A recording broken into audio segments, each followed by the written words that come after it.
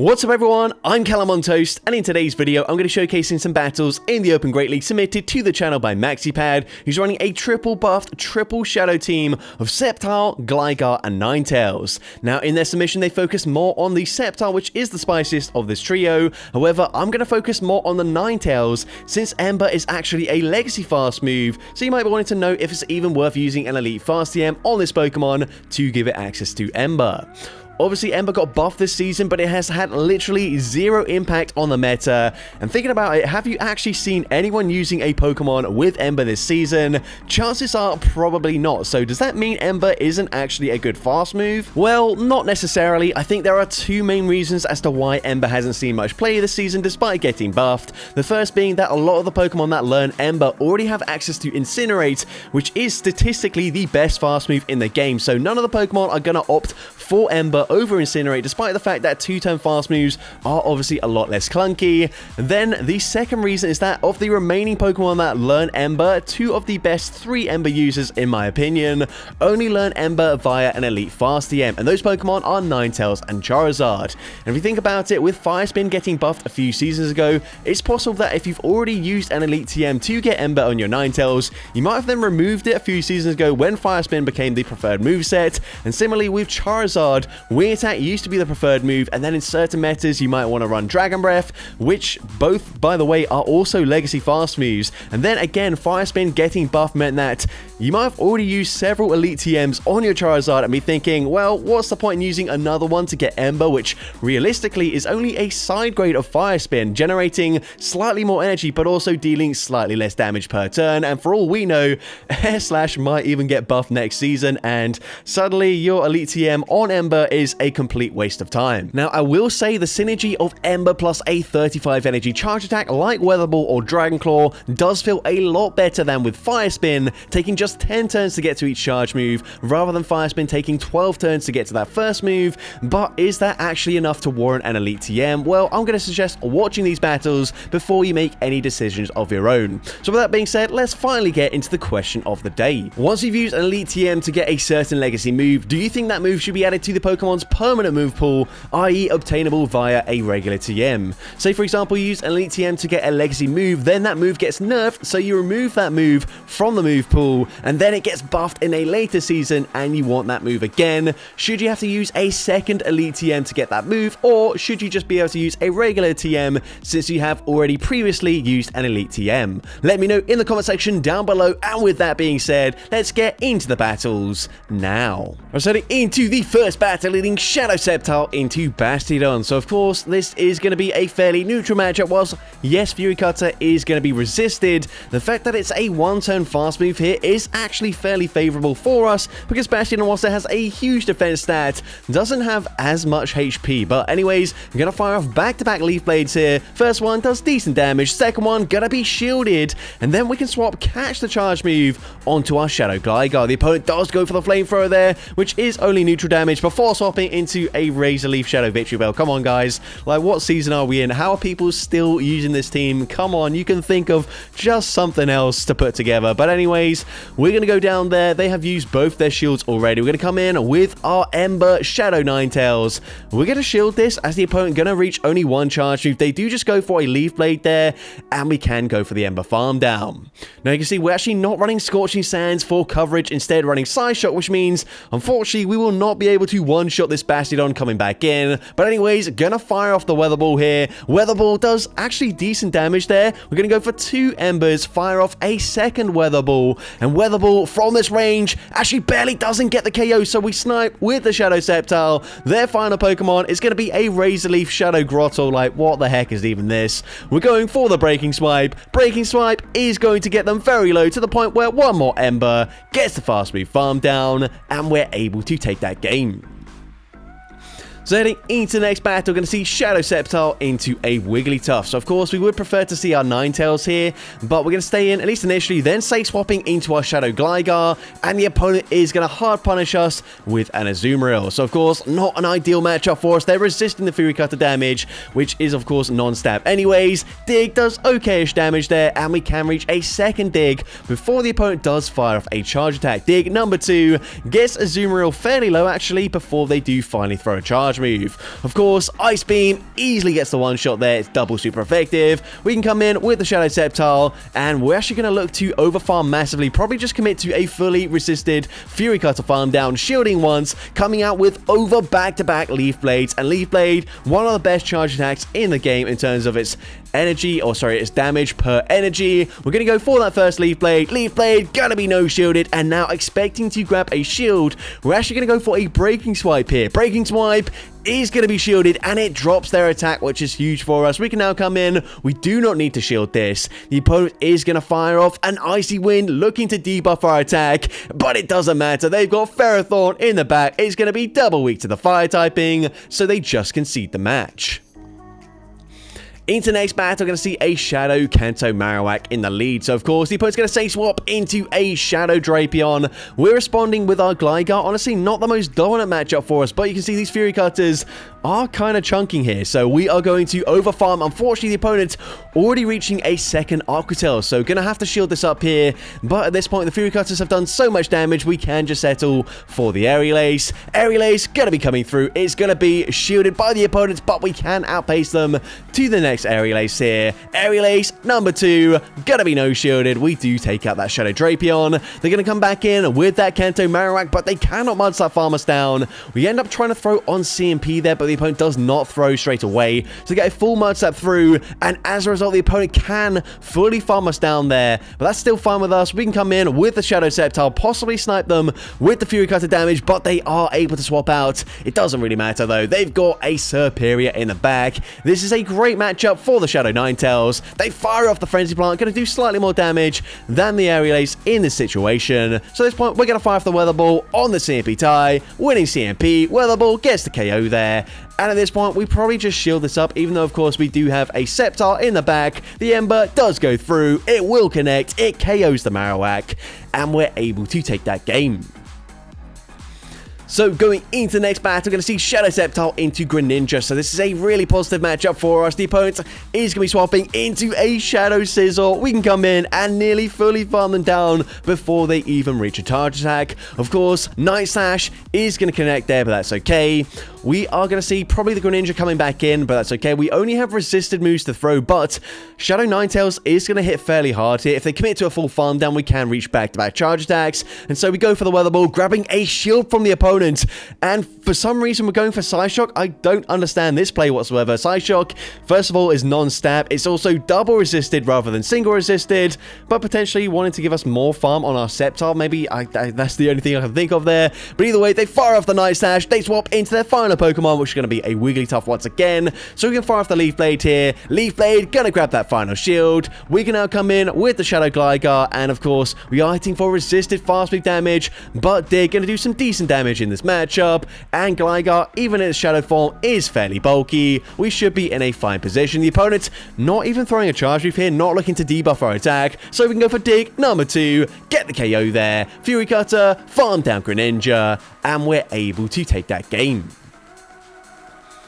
So, of course, going into the next battle, and we haven't seen too much as to the Ember coming in clutch for us on that Ninetales, but trust me, there will be some better battles in this video. We're going to stay in here. We're not going to throw straight away, potentially farming up to a, well, faking like we've got an Earthquake here, which might end up grabbing a shield from the opponent. We're going to fire off the Leaf Blade now. Leaf Blade is going to be shielded by that Steelix. We now come in with the Ninetales, and the opponent comes in with a Lapras. So this is where having the energy generation of Ember is actually going to be very helpful for us. We can outpace the Lapras to those charge attacks, and with a slight energy advantage, we might end up getting to 3 Weather Balls here before the opponent does reach back-to-back Sparking Arias. And you can see we are just 1 away from back-to-back charge moves again.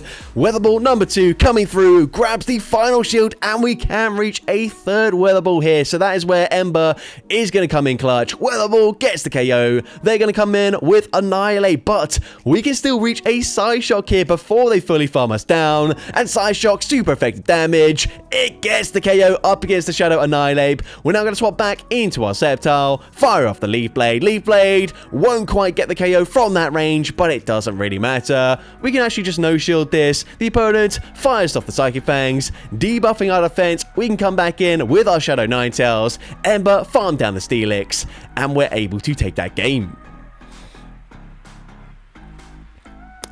So I did not cut this out here, so I guess we're just going to look at oh wow for a little bit here. I did not edit this video, by the way. We're going to see Shadow Sceptile into Serperia, and by the way, okay, I'm seeing now some of these battles are randomly a lot slower than other battles. By the way, if you are going to submit and you're going to put all of the battles together, please just have them all the same speed. Like, this is not really ideal for me, so we're just going to watch this in what looks like to be regular speed, or maybe ever so slightly sped up battles, but it kind of looks like slow motion after watching the other battles here. But anyways, we're going to fire off the Breaking Swipe. Breaking Swipe, of course, not going to do too much damage. Sceptile does actually also have access to Aerial Ace here, which would be better for us in this specific situation, but that's fine with us. We can swap into our Shadow Gligar, catch the charge attack, and the opponent is just going to go for another Aerial Ace, of course. So Aerial Ace, not going to do too much damage here. Honestly, these battles feel so slow right now. What the heck? But anyways, they're going to come in with a Talonflame. Hopefully, the rest of the battles are going to be sped up once again, but we're going to throw on CMP. Losing CMP, that is not very good, especially since we have access to a one-turn fast move. We should never allow for that to happen, and as a result, the opponent goes for Fly. They get the KO there, so that is not ideal in the slightest. We're down a shield. We've also got Sceptile in the back. It looks like we also get one-turn Bring in Lag as well, so we miss out on an Ember coming through. At this point, we're going to have to no-shield this, as they do go for another Fly. Now, the opponent might actually try and commit to a full Incinerate farm down, in which case, if we can bait with a Weather Ball, grab a shield here, the opponent might not expect a Side Shock from our Shadow Ninetales. So, we do grab the shield there. The opponent is committing to that fast move farm down, and as a result, we can reach the Side Shock here. Side Shock is going to be neutral damage. We're swiping the wrong way for some reason, but Side Shock does connect, and we're now going to swap into our Shadow Sceptile. Personally, I would have actually just stayed in there. The opponent could not fast move farm us down there, as Embo actually would have taken them out first, so we would have forced the shield, or sorry, forced them to throw, but they're going to come in with their final Pokemon, a Morpeko. So we farm up to back-to-back charge attacks here. Breaking Swipe should be grabbing a shield. Honestly, we don't really need to go for Breaking Swipe. We should live a Psychic Fangs here, but Breaking Swipe is going to be shielded. We do not get the debuff there. The opponent is going to throw straight away, and of course, Psychic Fangs is going to hit for neutral damage right now. Psychic Fangs does not get the KO there, so we can go for the Leaf Blade. We threw on CMP, and after Morpeko throws a charge move, it does seem to lag every single time, which is very frustrating, but we can fire off the Leaf Blade. Leaf Blade gets the KO there, and can Shadow Sceptile sweep. We get the Fury Cutter farm down, and can we Fury Cutter farm down the Talonflame? We're actually not going to try it, instead swapping into our Ninetales, getting a simultaneous KO there, and we're able to take that game. Alright, is the next battle going to be sped up, or is it going to be slow again? Let's see. Shadow Sceptile into Diggersby, and this is looking to be somewhat sped up, not as fast as the first few battles. Honestly, this is very confusing, and yeah, so I apologize for that, but again, I'm going to say this, I did not edit this video in terms of putting the battles together. Whoever submitted this, MaxiPad, did put this together, so you guys can pin the blame on him. But anyways, we are going to go for the Weather Ball here. Of course, we don't have a great response to Mana Buzz, so we're going to see how it does do in neutral situations with our Shadow Ninetales. We can go for a Weather Ball. The opponent is going to no-shield that one, but Shadow Ninetales able to reach a third Weather Ball before they farm us down, and as a result, Weather Ball is going to grab the final shield from the opponent already. We're going to come in once again, get one turn bringing lag as we come in with our Shadow Gligar. They fire off the Aerial Ace there. The opponent is going to swap back into Diggersby. We can come in with the Shadow Sceptile. And of course, Fire Punch going to hit for super effective damage. Sceptile, not the bulkiest Pokemon ever, so we will be shielding that up. We're going to farm up to back-to-back Leaf Blades here. First one is going to do big damage. All shields are down. We are going to need to throw a second charge move, so we're going to overfarm just slightly. Fire off Leaf Blade number 2. Leaf Blade gets the KO from that range. To come back in, okay, they actually come in with a Talonflame, so we're going to overfarm, fire off the Breaking Swipe here, hoping for a debuff. Breaking Swipe is going to connect, and it does drop their attack, which is huge for us. The opponent is now going to fire off a charge move. Of course, we're going to shield up the Flame Charge, and we are not going to reach back-to-back Aerial Aces before they get to a second charge attack. So, Aerial Ace is not going to get the KO, but the opponent ends up throwing the game here, swapping back into Mana Buzz. This is just an Aerial Ace. It doesn't get the KO, and as a result, we've now easily got the energy for an Aerial Ace. An Aerial Ace from this range will be taking out the Talonflame, and we're able to take that game. So So going into the next battle, going to see Shadow Sceptile into a Shadow Gligar. So of course, not a good lead matchup for us. We're going to be swapping into our own Shadow Gligar, both hitting for resisted non-stab Fury Cutter damage as the fast move. We're going to no shield. The opponent does go for the Aerial Ace there, and we are going to overfarm massively, throwing on what looks to be a CMP tie, winning CMP and going for the Aerial Ace. Aerial Ace, going to be no shield. Actually, never mind, that was not a CMP tie. Just completely disregard what I just said there. They fire off the Aerial Ace, they get the KO. We can now come in with our Shadow Ninetales. And does the opponent have the energy for a dig? We are going to shield at the last second. It's just the Aerial Ace there, but we do get the farm down. They're going to come in with a Shadow Drapion. We're already at back-to-back Weather Balls. So first Weather Ball going to be coming through here. Weather Ball grabs a shield. We are going to look to try and catch the Aquatel. It doesn't work out for us. I did like the intentions there, but we're going to fire off the Leaf Blade. We will reach a second Leaf Blade before they can fully farm us down. And Leaf Blade does big damage. We're actually going to go once again expecting a shield here, going for the Breaking Swipe, but Breaking Swipe is no shielded, and as a result the opponent able to tank it, come out with a charge move loaded. We're gonna have to no shield this. Swift does decent damage, but we are very close to back-to-back Weather Balls here. Do we still have a chance? Drapion does have a lot of energy. We fire off the Weather Ball. Weather Ball is gonna grab the final shield there, and it looks like the opponent is lagging. They're not able to get the fast move through at all. Weather Ball number 2. Looks like it grabs a shield there, but it gets the damage anyways. I have never seen that. I've seen the other way around where we do not see the shield, but it does actually be shielded. But either way, a lot of strange things happening in that battle, but we do come out with the win. If the opponent didn't lag there, maybe they would have won that, but it's kind of hard to tell. But anyways, into next battle, presumably Araquanid going to be on Bug Bite, so we do swap out straight away into our Shadow Gligar. If they've got Water Pulse, this is going to be an awkward situation for us, but they do shield the first move, probably implying that they're about to Bubble Beam us, so we're going to no shield this. The opponent does go for the Bubble Beam. That is super effective, but it really doesn't do much damage. We can now fire off the Aerial Ace, but likewise, Aerial Ace not going to do as much damage now as we have been debuffed, and the opponent will reach another Bubble Beam. But again, we can no shield this. They're probably not going to be able to Bug Bite farm us all the way down here, so we can now over farm, fire off the Aerial Ace here. If they no shield this, we should still get the KO. And the opponent, actually, nope, never mind. It does not get the KO, but they're going to swap into Dedenne. We can come in with our Shadow Ninetales. Gonna no shield the first charge move here, as the opponent does go for a Parabolic Charge, boosting up the defense there, which means, of course, Weather Ball not going to do as much damage, and probably not even put them into range where we can Ember farm them down.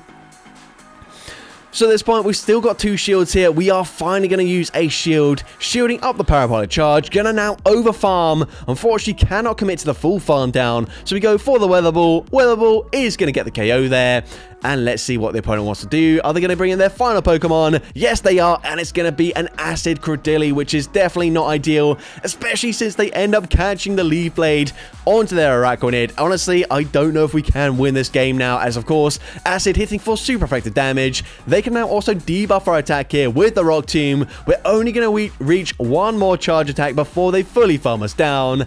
And both our remaining Pokemon are just so low. I don't think we can win this game here, but let's see if there's anything we can do. I think Ninetales does have a little bit of residual energy here, so let's see. We come in with the Ninetales, and we were actually just 1 away from the charge attack. Weather Ball will be connecting. It doesn't get the KO, but we snipe with the Gligar there, able to Fury Cutter farm them down, and we're able to take that game. So, don't know how we won that game, but into the next battle, we're going to see a great lead for us, leading into a Shadow Marowak. And once again, this seems to be slightly slower than the previous battle, but not as slow as one of the battles. This is, the speeds are just very confusing here. Honestly, I don't know how you can not end up having all the battles at the same speed. But anyways, we are going to see tapping literally everywhere on our screen right now as the opponent comes back in with the Shadow Kanto Marowak. Psyshock, I believe, is going to do marginally more damage in neutral situations here. However, definitely didn't make sense when we threw it into the Greninja there, but in this case, it's okay. We're going to come in with our Shadow Gligar. Actually, how much damage does Psyshock do? Is it 70 damage or is it 65? If it's 65, I think maybe Weather Ball with Stab, 20% extra damage there, does do slightly more damage, but if it's 70 damage, then of course, Psyshock is better. So I actually can't remember. So let me know in the comment section which move is better if you can only reach 1 charge move. But anyways, we're going to see a Shadow Drapion here. We're firing off back-to-back Aerial Aces. First one, grab the shield. Second one grabs a shield as well. And at this point, we probably just let the move go through here. We are going to no-shield. Aquatail doesn't get the KO there, so of course, going to swap back into our Sceptile, and at this point, we can just safely shield up the charge attack, commit to a full Fury Cutter farm down. Actually, never mind, we're going to no-shield. It's just a Bone Club there. We're able to call that correctly, and the opponent just going to concede the match. So going into the next battle, we're going to see Shadow Sceptile into, once again, another Shadow Kanto Marowak. So a great lead matchup for us. The opponent is going to stay in this time around, and we are going to fire off a Leaf Blade straight away. Leaf Blade is going to do huge damage in this matchup, so it does grab a shield from the opponent. The opponent is going to fire for charge move of their own. We're actually going to shield this. The opponent is going to go and bait with a Bone Club, but that's fine with us. We can still outpace them very comfortably. They're going to swap into a Dunsparce here. Excuse me there, as we go for the Leaf Blade, we're now going to bank very close to a second Leaf Blade, swap into our Shadow Gligar to catch the charge move, and we're actually able to successfully catch a Drill Run, which is double resisted. The opponent's going to fire off another charge move. This time they should be going for the Rock Slide here, but Rock Slide not going to do too much damage either. We can now overfarm massively, farming up to very close to back-to-back Aerial Aces. First one will be coming through. It's going to get the KO up against the Dunsparce. They're going to come back in with that Shadow Kanto Marowak, and we're firing off a second Aerial Ace. Aerial Ace is going to be no-shielded there, but we put them into Fury Cutter farm down range. Their final Pokemon going to be a Shadow Drapion, and we've got so much energy across the board right now. We're going to no-shield this. The opponent fires off the Aquatail. We can actually tank that. We can now overfarm, throw a Weather Ball just before they do throw their next charge attack. The opponent might try and commit to a full fast move farm down here, but they're not going to be able to do so. They have to throw. They throw on CMP. We could just shield this up and throw the Weather Ball, but instead, Aquatail gets the KO there. We can come in, fire off one Fury Cutter, then the Breaking Swipe. Breaking Swipe gets the KO from that range, and we're able to take that game. So going into the next battle, we're going to see Shadow Sceptile into a Hakamoa. So of course, this is not a great matchup for us. We do have Breaking Swipe for coverage, but they are going to resist the Fury Cutter damage. But we swap into another Fury Cutter user, and actually just the entire team only has resisted Fast Food Pressure up against this Pokemon. But we do have super effective charge moves across the board as well, with Breaking Swipe, Aerial Ace, and Side Shock. So I'm going to shield up the Dragon Claw there, which is kind of surprising, but we can outpace them to the next move. The opponent tries to catch the Aerial Ace there, which is a smart play. However, we do hold on to the energy. We fire off the Dig. Dig is going to grab the final shield, but if they commit to a full farm down, we can reach another Dig. We don't throw on the best timing here, but Dig is going to connect. It does big damage. And we're going to come in with the Ninetales. The opponent blind throws here. Are they just going for a Torch Song? The answer is yes, they are. That is resisted damage. We can Ember, farm them all the way down there. And let's see what the opponent wants to do. The opponent's going to come back in with the Hakamoa, but they make a brilliant catch there, catching the Side Shock onto their Ferret. Of course, Side Shock not going to do too much damage here. We are going to swap out, catch the Charge Leaf onto our Shadow Sceptile, and the opponent is going to fire off a Swift. Swift does quite a lot of damage there. We are now going to force the opponent to throw the next Charge Leaf here, and I think we now win this game just by no-shielding our Sceptile, coming back in with the Ninetales, and whilst they did catch a Side Shock, we come out with a second Side Shock loaded. This is super effective damage from Shadow Kanto Ninetales. It gets the KO there, and we're able to take that game. So going into possibly the final battle of this video, leading Shadow Sceptile into Credilli. So if they have Acid, this is going to be probably a losing matchup. If they're on Bullet Seed, then it's probably a winning matchup, and they do have Acid. So of course we will outpace them to the first charge attack here. They might shield this as they will go for Rock Tomb, and they do end up shielding. So we're actually going to swap out straight away into our Shadow Gligar. We can sponge the damage here. Of course, we're resisting the fast move damage as well. The opponent fires off the Rock Tomb there. A second Rock Tomb looks like it will just barely get the KO. So we fire off the Dig. Dig is going to connect. It does decent damage there. The opponent banks some energy. I think they did leave with a Rock Tomb loaded before swapping into Calypsopod. We go for the Aerial Ace. Aerial Ace gonna be grabbing the final shield from the opponent, and the opponent is gonna overfarm massively, which not ideal for us since of course we have two Pokemon that are either weak to the bug typing or to the water typing. But we come in with our Shadow Ninetales. We're gonna throw on CMP, losing CMP up against Calypsopod, but that's okay. We can shield this up here, shield building up the Aqua Jet, firing off the Weather Ball, and from this range, Weather Ball will be enough damage to take out the Galissapod there, and let's see what the opponent wants to do.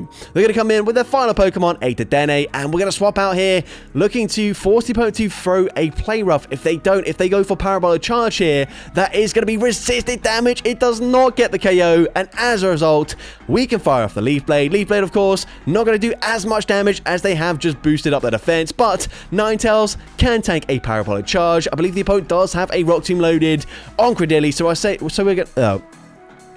we're going to save our shield for the Rock Tomb, go for the Ember Farm down, and this will be game over. We come out with a Charge we've loaded. We've got back-to-back Weather Balls, but actually going to fire off the Side Shock here. Side Shock, of course, easily gets the KO up against the Dene, and we're able to take that game. So that's going to be it for today's video. If you did enjoy it, please make sure you leave a like, leave a comment letting me know, and as well, don't forget to respond to the question of the day if you haven't done so already. And if you want to see more content like this in the future, make sure you hit that subscribe button and turn on post notifications. That way you'll be notified whenever I upload a new video. Now, if you want to take your support to the next level, you can become a channel member with perks including early access to new videos, shoutouts at the end of each video, custom loyalty badges, and custom emojis to use in the comments of every video. I want to say a massive thank you to everyone that has become a channel member already. Your support is greatly appreciated. And with that being said, thank you so much for watching today's video, and I hope you have a great rest of your day.